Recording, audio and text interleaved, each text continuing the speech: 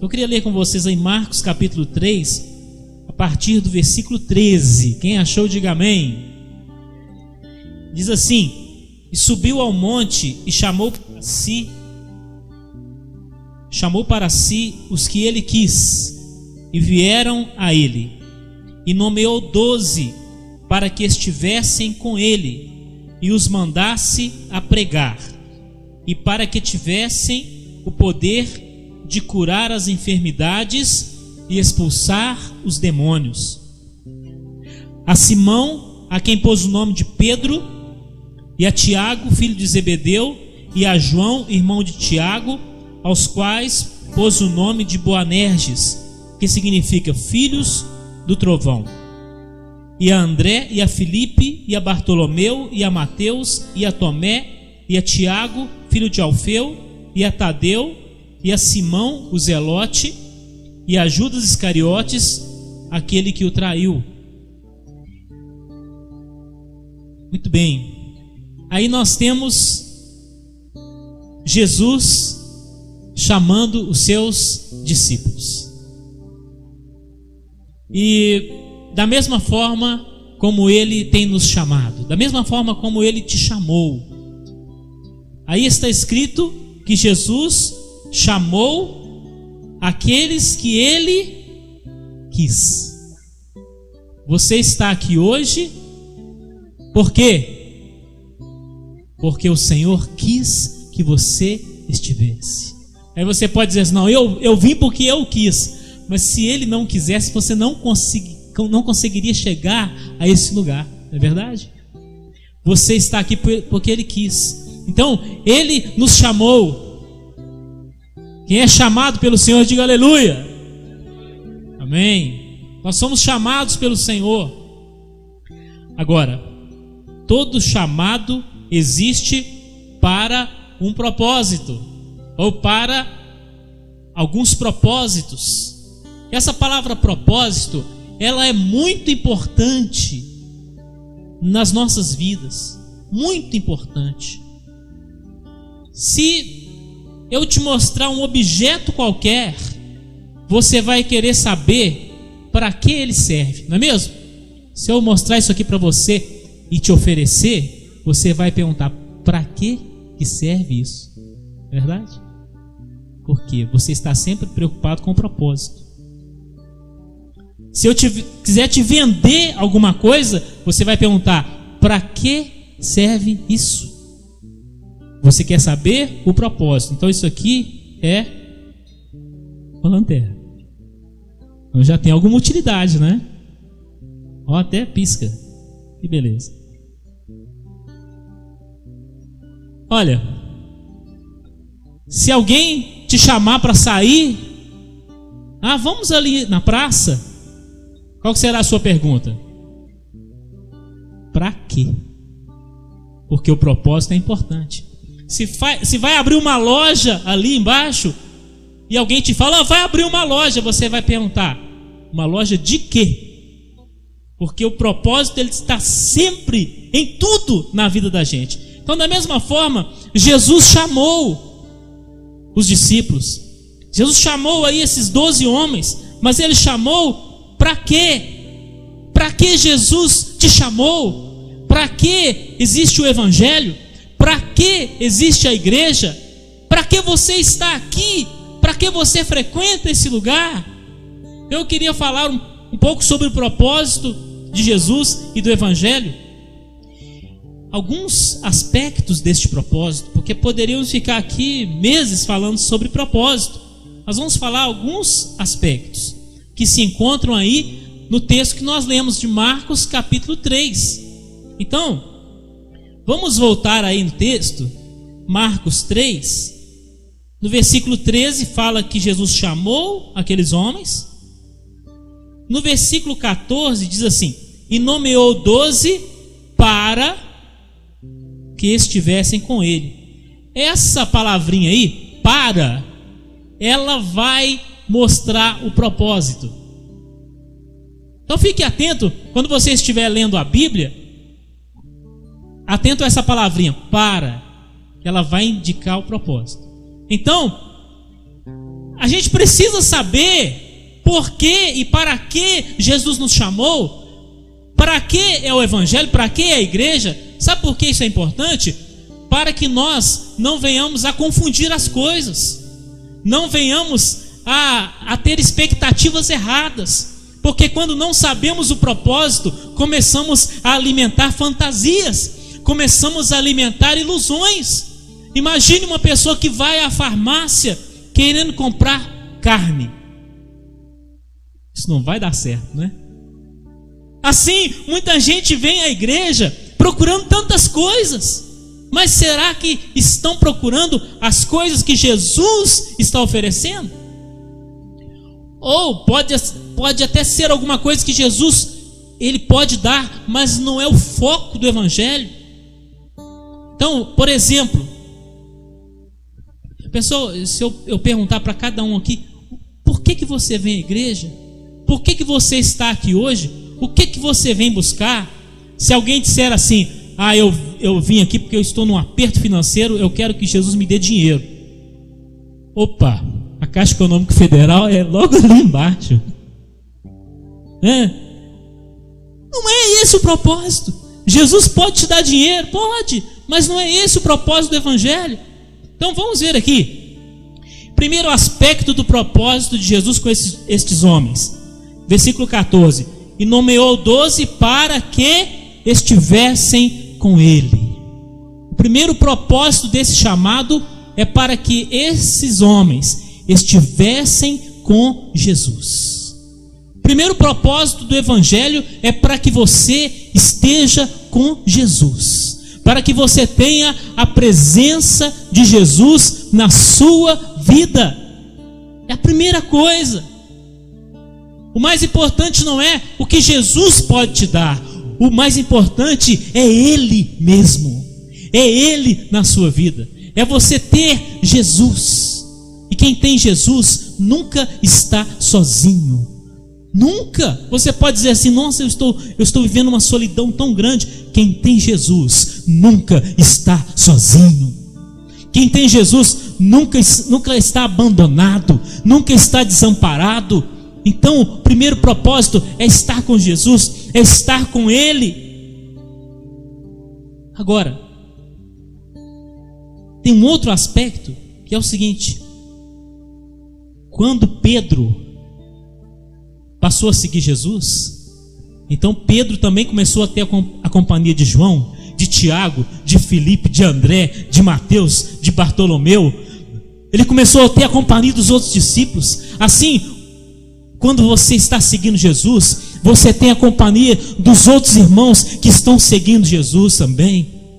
Por isso é que nós estamos aqui, é porque nenhum de nós segue Jesus sozinho. Aí está o conceito inicial da igreja. É o que? É aquele grupo de pessoas que seguem a Jesus juntos. Então, um dos propósitos de existir igreja é para que haja um relacionamento entre os irmãos. Jesus nunca incentivou o individualismo. Ele poderia ter dito assim: Pedro, vem cá. Ó Pedro, toda segunda-feira eu vou na sua casa para te dar uma lição. Tiago, o seu dia vai ser na terça.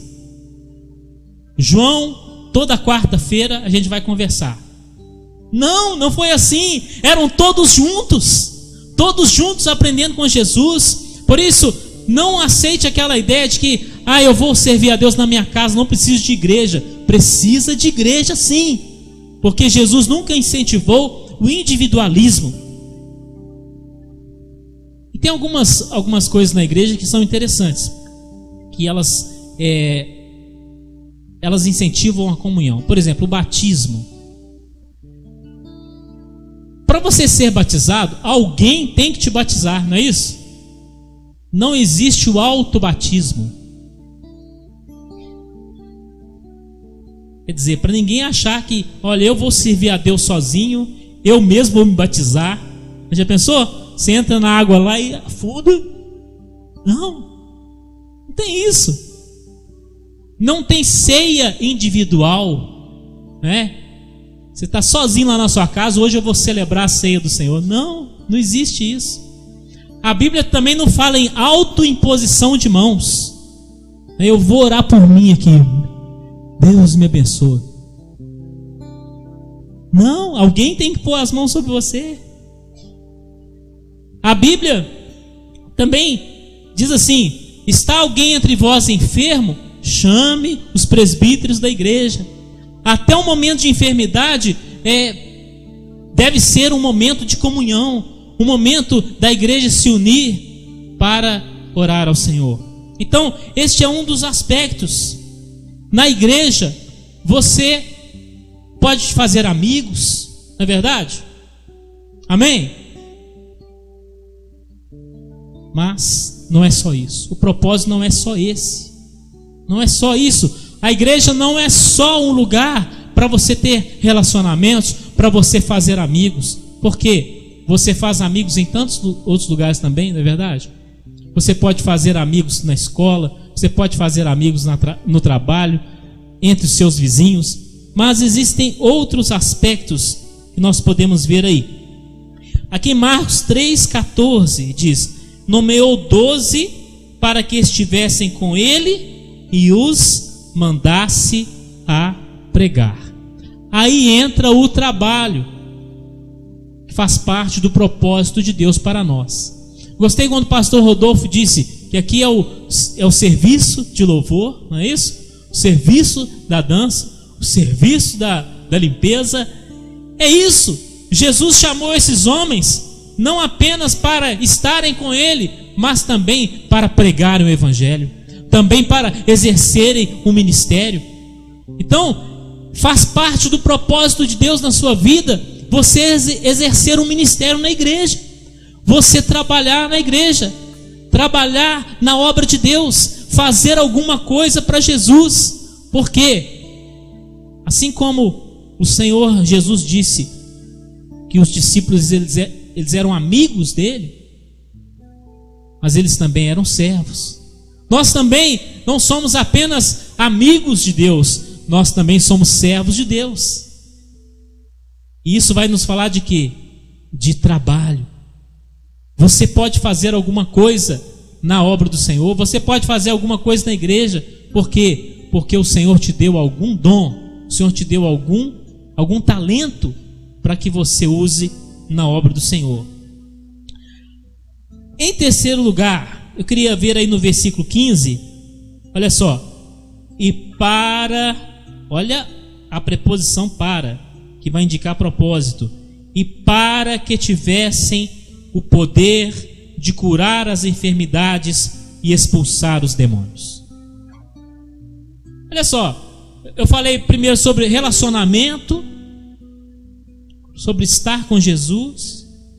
Em segundo lugar, trabalho, ministério, alguma coisa que você pode fazer na obra de Deus.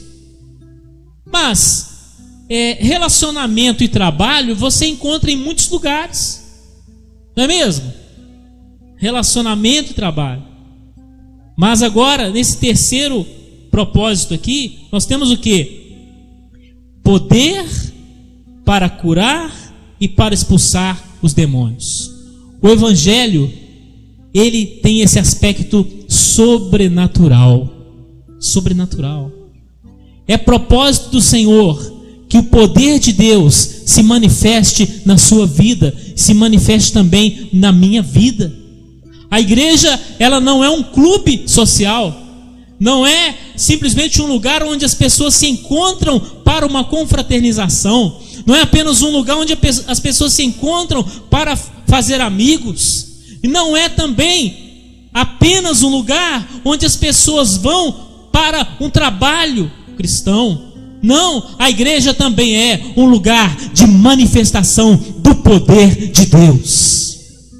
E isso diferencia a igreja de outros lugares, de outras organizações, de outras instituições, porque aqui o poder de Deus se manifesta.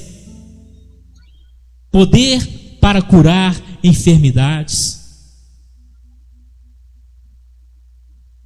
Faz parte do propósito.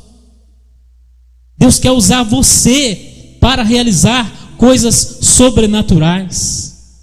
Deus quer usar você. Deus quer me usar para que milagres aconteçam, para que por meio da nossa oração enfermos sejam curados. E nós vamos orar nessa noite para que, se houver alguém aqui entre nós enfermo, para que seja curado em nome de Jesus.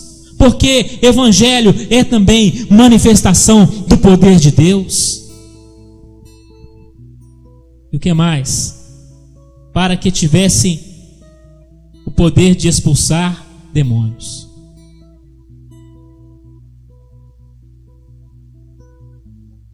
Se você presenciar a manifestação de um demônio, o que vai acontecer? Tem gente que dá um jeito de ir ao banheiro na hora.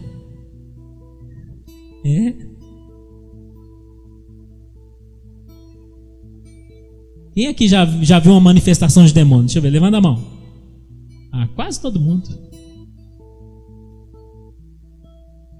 Mas a pessoa dá um jeito, não tem alguém me chamando ali fora, né? Misericórdia. Mas faz parte do propósito de Jesus na sua vida, você ser uma pessoa cheia do poder do Espírito Santo, de tal forma que se um demônio se manifestar, você vai lá e diz: sai dessa vida em nome de Jesus, e ele tem que sair. Por que eu estou falando essas coisas?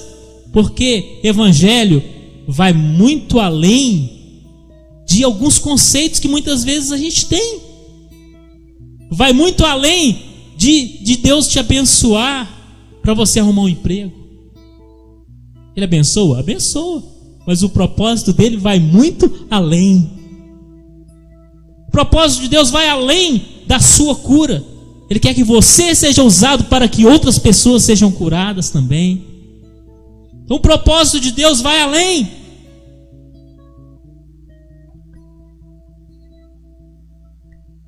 Esse poder de Deus, essa manifestação do poder de Deus, diferencia o cristianismo de tantas outras religiões. Por quê? O que se vê muitas vezes nas religiões são o quê? Muitas vezes tem bons ensinamentos. Até tem. Podem ter até um código de ética. Podem ter até boas tradições. Mas só a igreja de Jesus Cristo tem o poder de Deus que se manifesta nela. Por isso você precisa buscar experiências sobrenaturais com Deus. Porque foi isso que Jesus queria fazer aqui com os discípulos. E ele fez. Por que esse poder é tão importante? Veja bem. Pense numa lâmpada. Está fácil porque a gente tem algumas aqui. Imagine que você é como uma lâmpada. Você pode ser uma lâmpada linda. Pode ter um design maravilhoso. Ficar lá diante do espelho. Nossa, como eu sou lindo. A lâmpada pode ter um design arrojado, moderno, mas se ela não acender, ela não vale nada. Assim somos nós sem o poder de Deus. Assim somos. Por isso nós precisamos de alcançar esse nível do propósito, de tal maneira que o poder de Deus se manifeste em nós.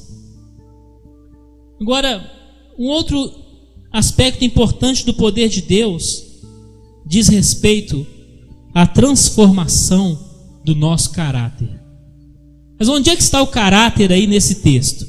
Veja bem, lá no versículo 19, fala assim: e a Judas Iscariotes, aquele que o traiu. Olha só, aí nós temos um aspecto de caráter. Judas, o traidor. Então, o que eu quero dizer com isso?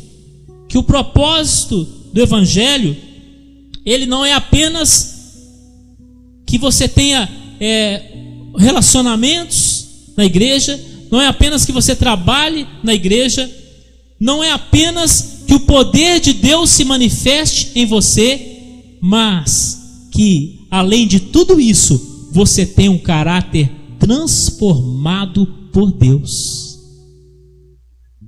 Porque se você não tiver, se eu não tiver, então pode ser que o Evangelho esteja sendo inútil na minha vida.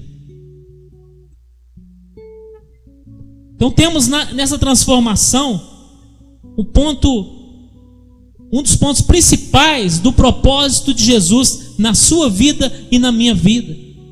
Jesus é especialista em transformação. Amém? Olha só. O primeiro milagre de Jesus poderia ter sido transformar pedras em pães. Se ele tivesse seguido aquela sugestão de Satanás. Ali em Mateus 4, Jesus ainda não tinha feito nenhum milagre. E Satanás chegou e falou: transforma essas pedras em pães. Mas Jesus não fez isso. O primeiro milagre de Jesus foi transformar a água em vinho. Mas uma coisa é certa: ele é especialista em transformação. O próprio Satanás sabia disso. Tanto é que ele sugeriu: transforma essas pedras em pães.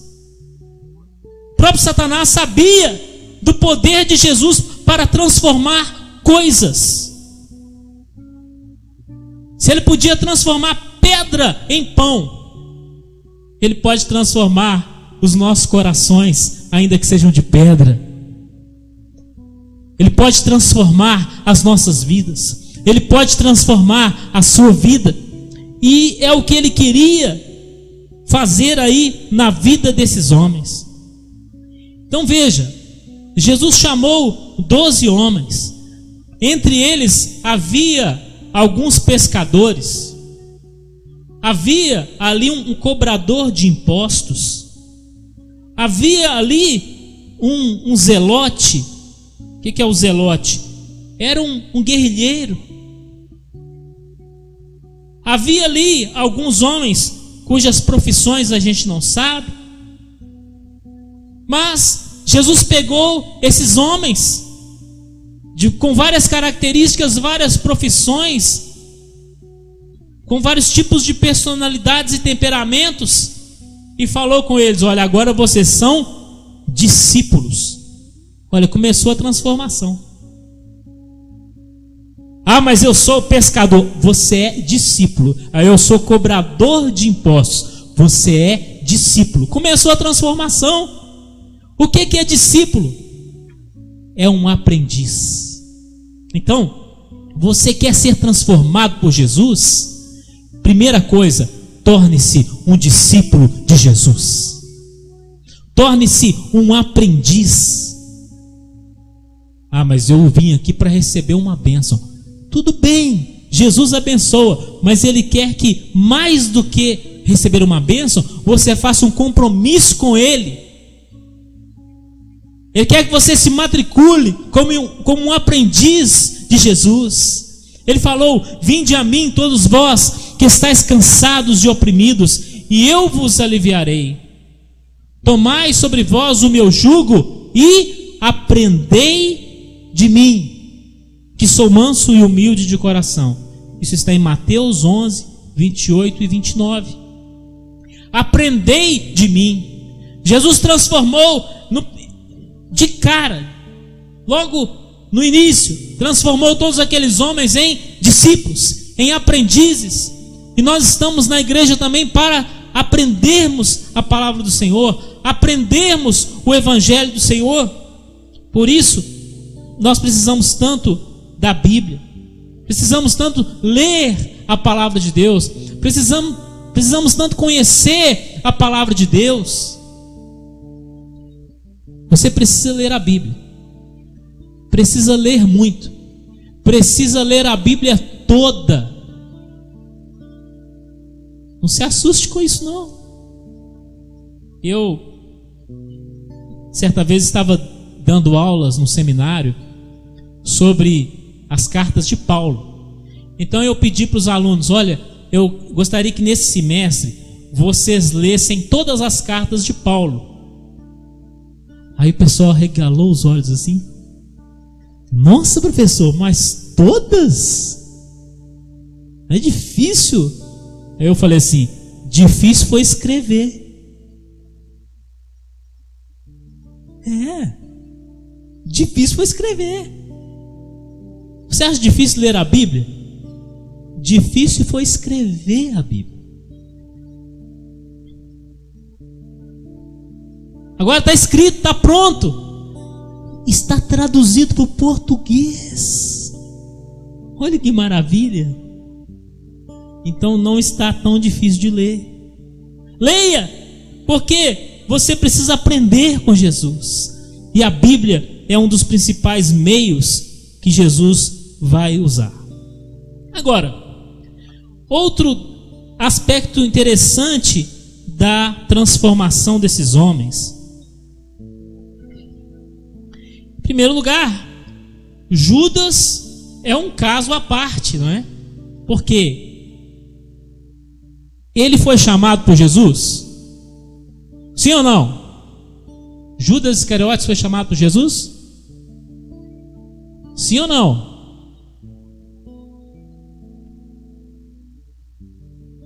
Judas foi enviado para pregar?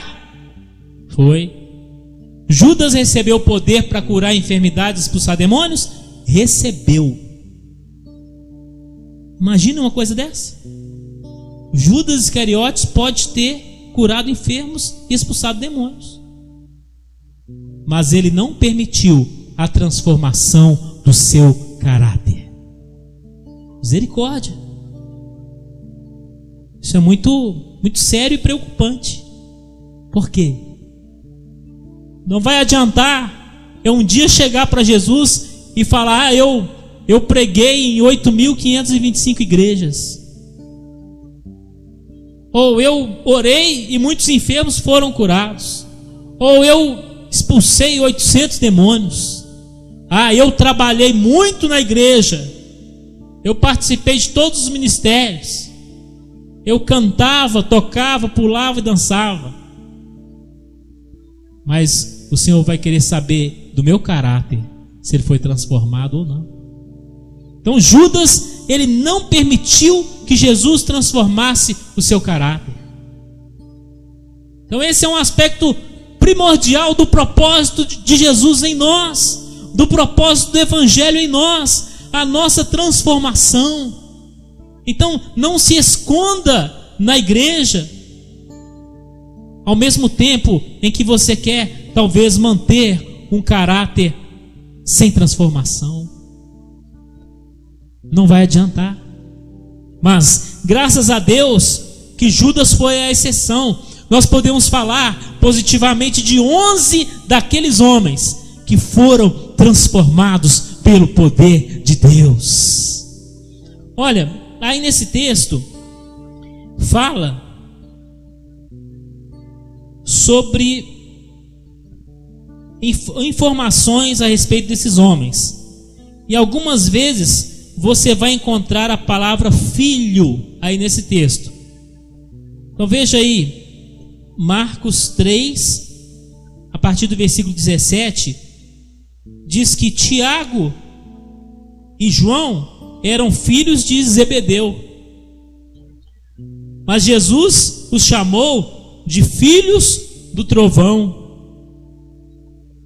No versículo 18 tem outro Tiago, filho de Alfeu.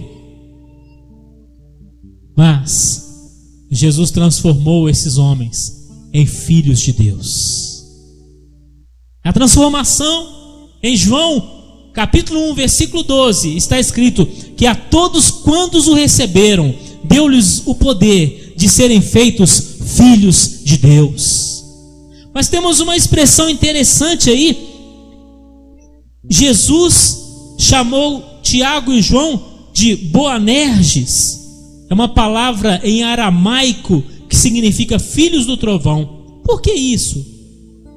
Porque eles eram explosivos, eles tinham um temperamento difícil, eles eram, como se costuma dizer, geniosos, eram bravos, daquele tipo que não levavam o desaforo para casa. Tenho certeza que não tem ninguém aqui assim, amém?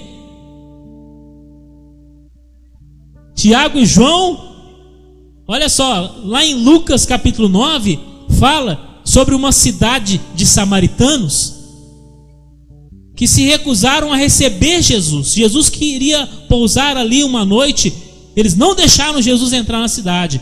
Então Tiago e João falaram assim: Senhor, o Senhor quer que a gente manda descer fogo do céu para destruir esse povo? Olha só.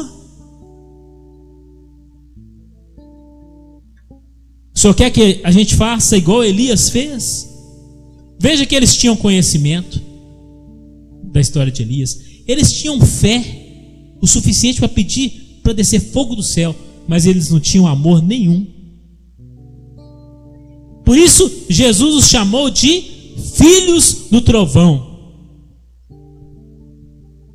Mas estes homens, eles foram transformados por Deus de forma maravilhosa.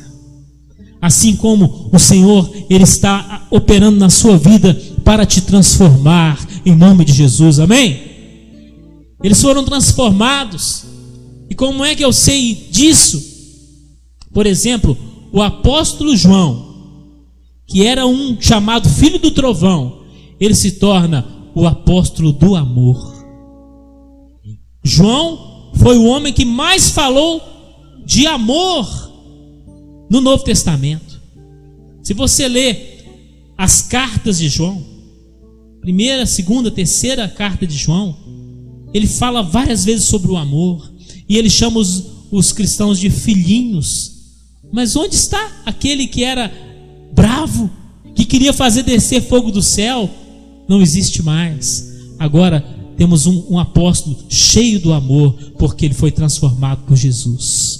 Então, este é o propósito de Deus para nós também, a transformação do nosso caráter, a transformação do nosso temperamento.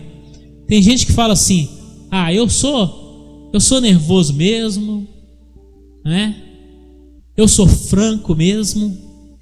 Às vezes a pessoa é mal educada, né? Mas não, eu sou franco. Às vezes a pessoa é grosseira e fala que é franqueza. Mas Jesus pode transformar tudo isso. Olha só, esses homens, eles se tornaram mensageiros de Deus. Eles se tornaram apóstolos. Eles foram responsáveis pela divulgação do Evangelho. E se nós estamos aqui hoje, é por causa do trabalho desses homens que Jesus escolheu, tirando Judas Iscariotes. E algo interessante, alguns deles se tornaram escritores de alguns livros que nós temos no Novo Testamento. Eles se tornaram escritores da palavra de Deus. Podemos nesse caso citar Mateus, Pedro e João. Escreveram aí alguns livros que temos no Novo Testamento. Ou seja, naquele dia, quando Jesus os chamou, eles não podiam imaginar que eles seriam escritores da palavra de Deus. Porque o propósito de Deus vai além da nossa imaginação. O que Deus pode fazer na sua vida é muito mais do que o que você é capaz de pedir ou mesmo imaginar. Talvez o que Deus vai fazer não é exatamente aquilo que você gostaria, mas é o que você precisa que seja feito. Como o pastor Rodolfo disse, né, queria estar em Belo Horizonte, mas o propósito de Deus vai muito além daquilo que a gente quer. Mas certamente o propósito dele é melhor. O propósito dele vai além. E no cumprimento desse propósito, nós encontraremos também a nossa realização. Nossa realização. Quem sabe esses homens queriam apenas uma família abençoada, um trabalho abençoado, né? Os pescadores queriam pescar muitos peixes, mas o que Deus tinha para eles era muito mais. Então que nessa noite nós possamos nos colocar diante de Deus, dizendo: Senhor, executa em mim o teu propósito. No primeiro versículo que nós lemos aí, diz que Jesus chamou aqueles homens que ele quis, e eles vieram a ele. Isso está em Marcos 3,13. Eles vieram a ele. E nessa noite o Senhor está te chamando também, mas você precisa vir a Jesus. Você precisa dizer: Senhor, eu estou aqui, eu me coloco à tua disposição para caminhar contigo, para ser um obreiro na tua obra, para ser um canal do poder do Senhor, para que vidas sejam curadas, para que demônios sejam expulsos, mas sobretudo eu me coloco diante de ti para ser transformado, para ter o meu caráter transformado. E quando essa transformação acontece, nós nos tornamos cada vez mais parecidos com Jesus. Amém? Queria convidar você a se colocar de pé nesse momento.